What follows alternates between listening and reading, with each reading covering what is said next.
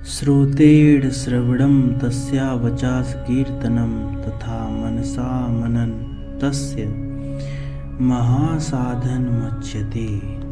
अर्थात भगवान शिव को प्राप्त करने के लिए कान से भगवान के नाम गुण एवं लीलाओं का श्रवण, वाणी द्वारा उनके कीर्तन तथा मन के द्वारा उनका मनन, इन तीनों को महान साधन कहा गया है।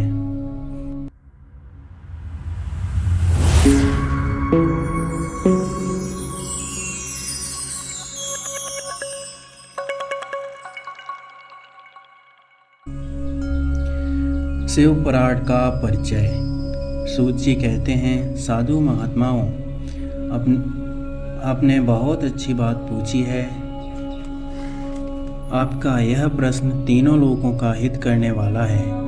जो गुरुदेव व्यास का स्मरण करके आप लोगों को स्नेहपूर्वक इस विषय का वर्णन करूंगा। आप आदरपूर्वक सुने। सबसे उत्तम जो विषय पुराण है वह वेदांत का सार सर्वस्व है तथा वक्ता और श्रोता का समस्त पाप राशियों से उद्धार करने वाला है।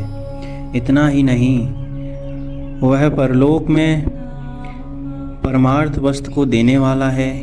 कलयुग की कलस्म राशि का विनाश करने वाला है, जिस उससे भगवान शिव के उत्तम यश का वर्णन है। ब्राह्मणों, धर्म, अर्थ, काम और मोक्ष, इन चारों पुरुषार्थों को देने वाला वह पुराण सदा ही अपने प्रभाव की दृष्टि से वृद्धि तथा विस्तार को प्राप्त हो रहा है। विप्रवरों, उस सर्वोत्तम शिव पुराण के अध्ययन मात्र से वे कलयुग के पाप सक्त जीव श्रेष्ठतम गति को प्राप्त हो जाएंगे। कलयुग के महान उत्पात तभी तक जगत में निर्भय होकर विचरेंगे जब तक शिव पुराण का उदय नहीं होगा। इसे वेद के तुल्य माना गया है। इस वेद कल्प पुराण का सबसे पहले भगवान शिव ने ही प्रणयन किया था।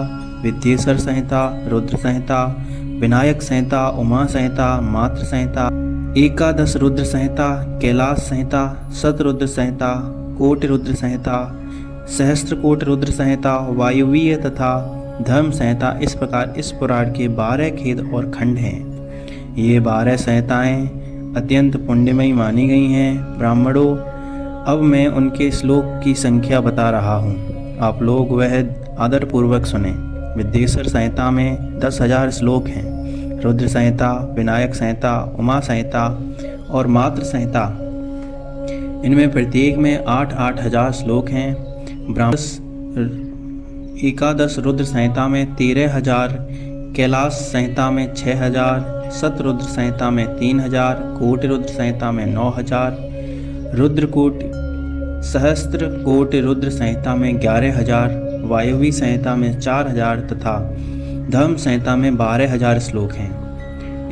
इस प्रकार मूल शिव पुराण की श्लोक संख्या 1 लाख है, परंतु व्यास जी ने इसे 24,000 श्लोकों में संक्षिप्त कर दिया है। पुराणों की क्रम संख्या के विचार से इस शिव पुराण का स्थान चौथा है। इसमें 7 संहिताएं हैं। पूर्व काल में भगवान शिव ने श्लोक संख्या की दृष्टि से 100 करोड़ श्लोकों का एक ही पुराण ग्रंथ ग्रसित किया था। सृष्टि के आदि में निर्मित हुए पुराण साहित्य अत्यंत विस्तृत था। फिर द्वापर आदि युगों में व्यास और महर्षियों ने जब पुराण का 18 भागों में विभाजन कर दिया, उस समय संपूर्ण पुराणों का संक्षिप्त स्वरूप केवल 4 लाख श्लोकों का रह गया। उस समय उन्होंने शिव पुराण का 24,000 श्लोकों में प्रतिपादन किया। यही इसके श्लोक की संख्या है। यह वेद तुल्य पुराण 7 संहिताओं में बांटा गया है। इसकी पहली संहिता का नाम विद्येश्वर संहिता और दूसरी संहिता का नाम रुद्र संहिता है। तीसरी का नाम शतरुद्र संहिता, चौथी का कोटि रुद्र संहिता, 5वीं उमा संहिता, 6ठी का कैलाश संहिता और 7वीं का वायुवीय संहिता है। इस प्रकार से 7 संहिताएं मानी गई हैं। इन 7 संहिताओं में युक्त दिव्य शिव पुराण वेद तुल्य प्रमाणिक तथा सबसे उत्कृष्ट गति प्रदान करने वाला है। यह निर्मल शिव पुराण भगवान शिव के द्वारा ही प्रतिपादित है। इसे शैव शिरोमणि भगवान व्यास ने संक्षेप में संकलित किया है। इस समस्त जीव समुदाय के लिए उपकारक, त्रिविध तापों का नाश करने वाला, तुलना रहित एवं सत्पुरुषों को कल्याण प्रदान करने वाला है। इसमें वेदांत, विज्ञानमय प्रधान तथा निष्काम धर्म का प्रतिपादन किया गया है। यह पुराण ईर्ष्या रहित अंतःकरण वाले विद्वानों के लिए जानने की वस्तु है। इसमें श्रेष्ठ मंत्र समूह का संलग्न है तथा धर्म, अर्थ और काम त्रिविध की प्राप्ति के साधन का भी वर्णन है। यह उत्तम शिवपुराण समस्त पुराणों में श्रेष्ठ है। देव देवांत में वैध रूप से विलसित परम वस्तु परमात्मा का इसमें ज्ञान किया गया है, जो बड़े आदर